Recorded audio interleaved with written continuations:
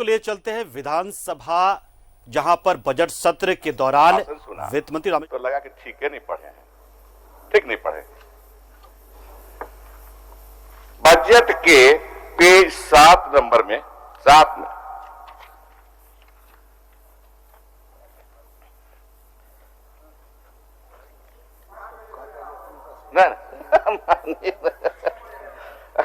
में लिखा हुआ कि पैसे कहां से आएंगे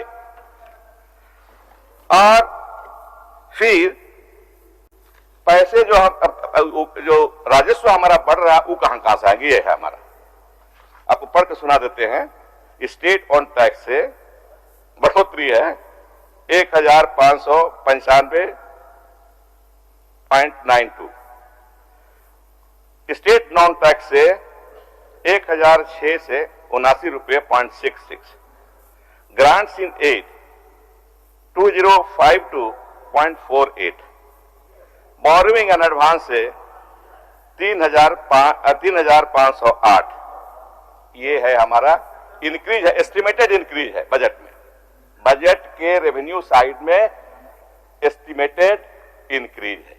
ऐसा मत कहिए कि किसी ने लिख दिया और हमेशा उन्होंने पढ़ लिया, नहीं, इस तरह का नहीं है। ये कटाच जो है, ये लांछना है, मैं इसको इनकार करता हूं। हमारे मुख्यमंत्री जी 2 महीना पहले से हर विभाग का समीक्षा किए और 1 महीना से मैं भी बजट की तैयारी कर रहा था शामिल। इस मौके में मैं अपने वित्त सचिव हिमानी पांडे जी और उनके टीम के सभी सदस्यों, सभी अफसरों को प्रशंसा करता हूं। उन्होंने मेहनत कर ये बजट बनाई, सहभागिता हमारी भी रही। दूसरा, रामचंद्र जी ने एक और भ्रम फैलाया। ये तो भ्रम फैलाया कि ये नहीं है, इसमें आए कहां से आएगा। दूसरा भ्रम फैलाया कि मैकाले खाली बाबू बनाए थे। मैकाले ने की जो पॉलिसी थी खाली बाबू बनाई, वो अंग्रेजी इंट्रोड्यूस किया, अंग्रेजी लाए, वो अंग्रेजी आवश्यक कर दिया पढ़ना, और पढ़ करके बड़े बड़े वकील बने और जज भी बने। बड़े बड़े वकील, गांधी जी कहां से पढ़े थे, कौन साल में? उसी अंग्रेजी पढ़कर गांधी जी बने। जवाहरलाल नेहरू कहां से पढ़े थे? दादा भाई नौरोजी कहां से पढ़े थे?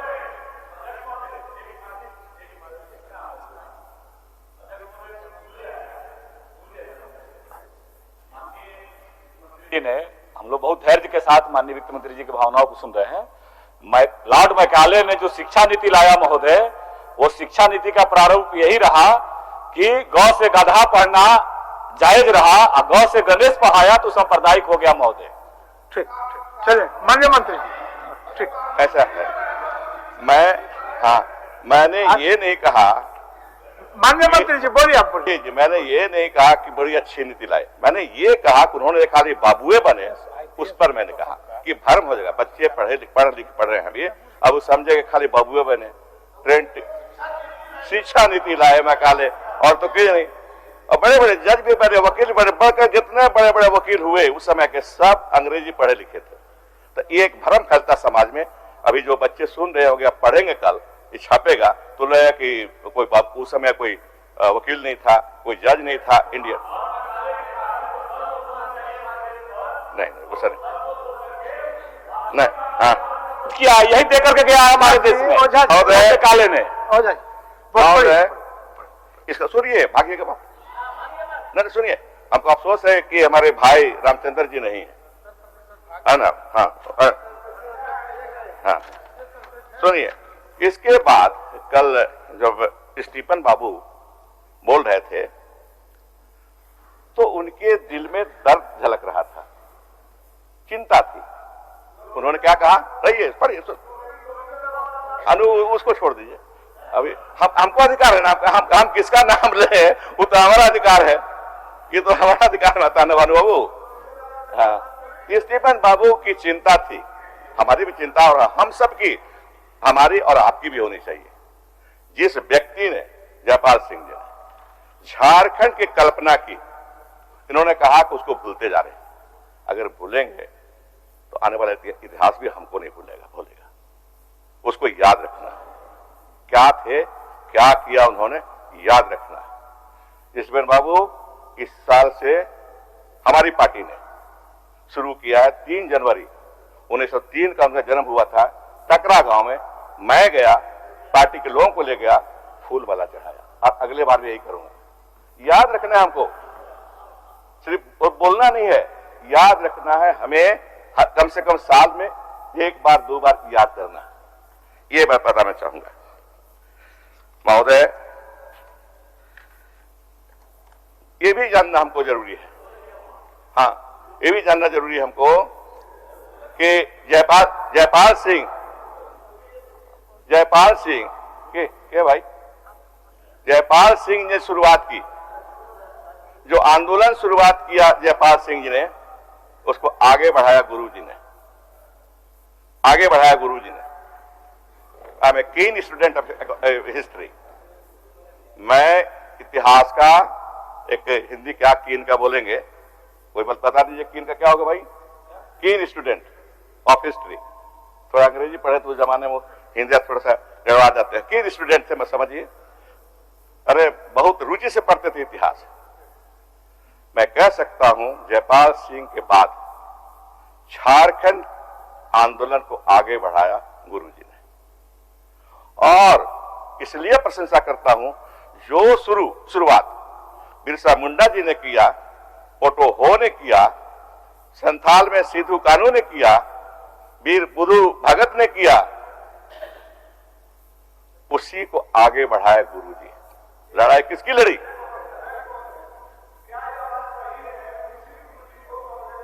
आने का काम किया, बात अलग है। मैं राजनीति की बात नहीं कर रहा हूं, मैं इतिहास की बात कर रहा हूं। इतिहास की बात कर रहा हूं, राजनीति की बात नहीं। नहीं, वो छोड़ दीजिए, राजनीति की बात कर रहा हूं।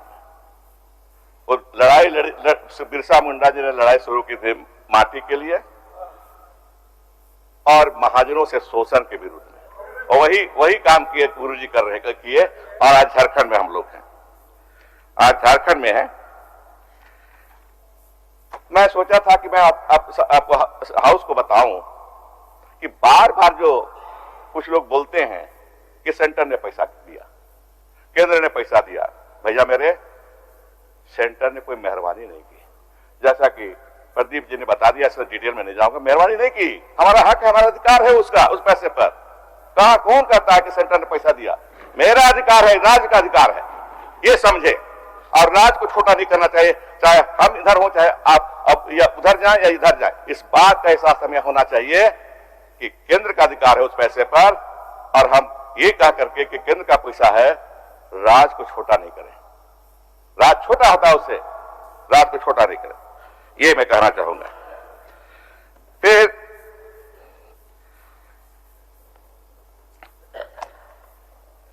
बजट का उद्देश्य क्या होना चाहिए और क्या है इसका?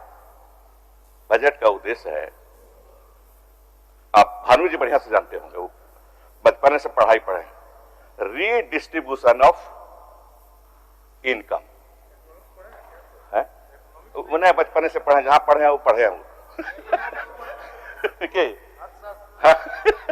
रीडिस्ट्रीब्यूशन ऑफ, चलिए आपको सर्टिफिकेट दिया ना वित्त मंत्री, आप किन्हीं का सर्टिफिकेट का जरूरत नहीं है, वित्त मंत्री दिया। रीडिस्ट्रीब्यूशन ऑफ इनकम, पैसे वाले से पैसा लिया, गरीबों को बांटा।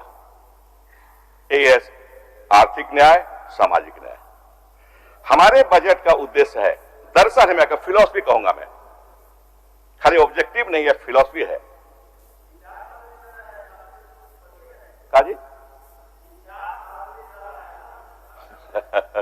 हाँ, ऑब्जेक्टिव है ये कि हम रीडिस्ट्रीब्यूशन ऑफ इनकम करें, वही कर रहे हैं, हम बाखूबी कर रहे हैं।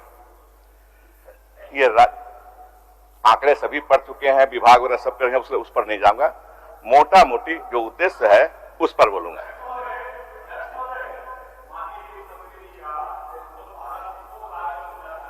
कि पारा शिक्षकों को क्या न्याय मिला? किताब में लिखा, बजट में लिखा हुआ है। सारा शिक्षकों के बारे में सुनना चाह रहे हैं। माननीय सदस्य ओझा जी, थोड़ा धैर्य रखें, थोड़ा सा। आप लोग बैठे हुए हैं, कितना अच्छा लग रहा है, कितना अच्छा लग रहा है। सदन का शोभा है, ओझा जी, ओझा जी, बढ़िए। अमित जी बैठिए। अमित बाबू इतना बढ़िया आदमी है, आपका पिताजी से दोस्ती हमारी थी, हमसे क्या टकराने? आपके पिताजी से दोस्ती हमारी थी। 12 शिक्षकों को लाठी गोली और जेल नहीं मिला, ये 3 चीजें लाठी गोली और जेल नहीं मिला। मंत्री जी बोलने दीजिए। हाँ जी, माननीय वित्त मंत्री बोले, आप बोले। अच्छा बोलेंगे उस पर। लास्ट में इंतजार कीजिए। देखिए उद्देश्य क्या है। देखिए आप सभी मानते हैं कि ये राज्य जो गरीबों का है, गरीब है, नहीं मानते हैं? मानते हैं कि नहीं मानते हैं गरीब राज्य न? बोल दीजिए तो इसका अगला सेंटेंस इसके बाद बोलेंगे हम। नहीं वो घर भरा देते हैं। हाँ ये है गरीबी का दुष्चक्र चलता है, विशियस सर्किल ऑफ पॉवर्टी। हम गरीब, एक आदमी गरीब है, man is poor because he is poor. एक आदमी गरीब इसलिए है कि वो गरीब है। माने क्या है? गरीब है, भरपेट अनाज नहीं मिलता है, कमजोर है, काम नहीं कर सकता है, उसकी इनकम उसको नहीं मिलेगा, इनकम नहीं मिलेगा तो फिर भरपेट खाना नहीं खाएगा, कमजोर होता रहेगा। A man is poor because he is poor. Jharkhand का वही स्थिति है, समझिए ये बात को, इस बात को समझिए, वही स्थिति है। इस विशियस सर्किल ऑफ पॉवर्टी को कैसे तोड़ेंगे हम? कल्याणकारी योजनाओं के मार्फत। ट्रांसफर पेमेंट जानते होंगे सब, प्रदीप बाबू तो जरूर जानते होंगे। ट्रांसफर पेमेंट एक तरफा, आप मनरेगा में काम कराते हैं तो पैसा देते हैं, लेकिन जो ये वेजेज हो गया, एक तरफा पेमेंट है, ट्रांसफर पेमेंट, वो होता है कि काम नहीं कराया लेकिन दिया गरीब को, पेंशन देते हैं, ओल्ड एज पेंशन, सब्सिडी देते हैं, अभी हम यूनिवर्सल पेंशन देने जा रहे हैं। जानते हैं कितना को मिलेगा? 1000 रुपया, लगभग 3,65,000 दिव्यांग। हाँ बोलिए।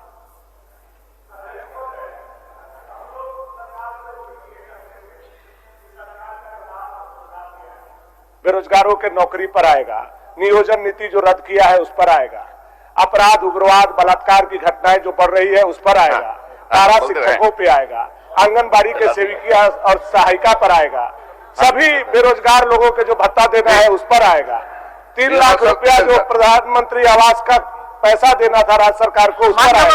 उस पर तो यह सरकार बहुत है। अभी पूरा खत्म कहाँ किए हैं? अरे खत्म कहाँ किए भाई? जाइए, खत्म कहाँ किए? भानु जी अंत भला तो सब भला। भानु जी अंत भला तो सब भला। आजा जी अंत भला तो सब भला। बैठिए, बहुत अच्छा बोल रहा है, बहुत अच्छा बोल रहा है, बढ़िया, बहुत अच्छा बोल रहा है, बजट पर बोल रहा है। बोलिए माननीय मंत्री जी, बोलिए। चलिए। महोदय, 15 लाख गरीब लोगों को इस सरकार ने राशन कार्ड से जोड़ा है। 22 रुपये प्रति केजी खरीदते हैं एफसीआई से, टेंडर नहीं करते हम, एफसीआई से खरीदते हैं 22 रुपये प्रति केजी, पर केजी, और 1 रुपया में देते हैं। 1 केजी में 21 रुपया दे रहे हैं। ये ट्रांसफर पेमेंट जो हो रहा है, इससे गरीबों का भला हो। एक गरीब राज्य में पहला जो है गरीब को मदद करना, वो कर रहे हैं।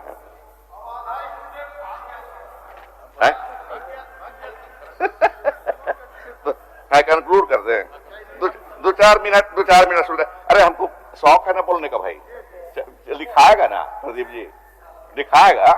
हाँ,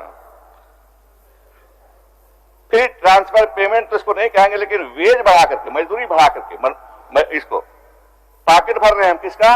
मनरेगा मजदूरों का। 31 रुपया ज्यादा दे रहे हैं पॉकेट। अर्थशास्त्री बोलते हैं कि मंदी को भगाना जो आज हिंदुस्तान में है, तो आप व्यक्ति के पॉकेट में पैसे दीजिए। हाँ, श्रम का उचित दाम हुआ। मनरेगा कर्मियों का भी अलाउंस बढ़ा दिए हम लोग, उनके पॉकेट में पैसा ज्यादा जा रहा है। रसोईया, सहायिका को 500 प्रति महीना उसका वेजेज बढ़ा दिए हैं, उसको पैसा मिल रहा है।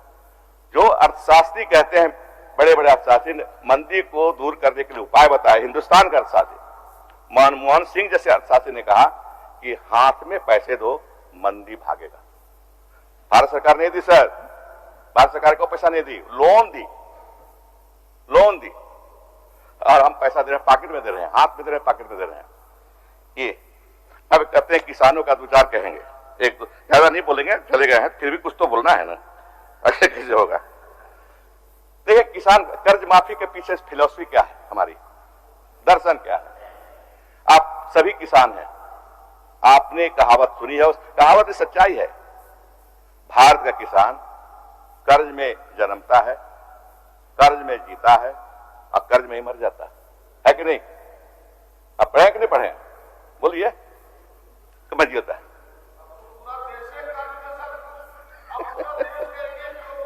हाँ, कर्ज में जन्म लेता है, कर्ज में बढ़ता है और कर्ज में ही मर जाता है। ये ऐसे सुनने को सुनते तो भड़कते शायद। ये 2000-3000 सम्मान राशि, ये पॉकेट खर्चा है, तो कर्जा कहां भर पाएगा बेचारा? ये पॉकेट खर्चा हुआ सर। चिनिया बादाम खाने के लिए, चिनिया बादाम लट्ठों खाने के लिए, बतासा खाने के लिए, देहात में ये मिठाई खाने के लिए देते थे ये। लेकिन गठबंधन की सरकार, हेमंत सोरेन जी के नेतृत्व में चलने वाली सरकार ने कर्ज माफ किया। इस वर्ष 50,000 तक, अगले साल 1 लाख तक करेंगे। इसी तरह फेज वाइज हम किसानों का कर्ज माफ करेंगे, यही हमारा इरादा है। तो कह रहे हैं कि बंद कीजिए, तो ज्यादा नहीं बोलेंगे अब। तो अंत में यही कहेंगे, जितने भी हमारे माननीय सदस्यगण ने कहा बजट से, या सबके हम सबको धन्यवाद देते हैं कि उन्होंने बजट को पढ़ा और सराहा भी, बजट को पढ़ा और सराहा भी। और ये पंक्ति जो पहले पढ़े थे हम, इसके मात्र 2 लाइन पढ़ेंगे, पूरा नहीं पढ़ेंगे। अंत में जो था, चंद्रोदय तो हो चुका है, अब आने वाली पूर्णमासी है। हो गया है, ट्रांसफॉर्मेशन हो रहा है, विकास के काम हो रहे हैं, कल्याणकारी योजनाएं चल रही हैं। समय आने वाला है कि झारखंड बेहतर होगा इन लोगों के तुलना। इन्होंने जहां छोड़ा है उसे हम आगे बढ़ाएंगे। हम ये है कि आपका उत्तर नहीं दे पाए, लेकिन आपको बता देंगे कहां से पैसा, कर्ज क्यों ले रहे हैं ज्यादा, है ना, बता देंगे हम, है मटेरियल यहाँ पर। लेकिन अभी चूंकि खत्म करना है, इसलिए खत्म करते हैं। महोदय, आपका भी धन्यवाद महोदय कि आपने मौका दिया, और सभी सम्मानीय सदस्यों का धन्यवाद, उन्होंने मुझे सुना। बहुत बहुत धन्यवाद। माननीय सदस्यगण, सभा की कार्यवाही सोमवार दिनांक 8 मार्च 2021 के 11 बजे पूर्वाह्न तक के लिए स्थगित की जाती है।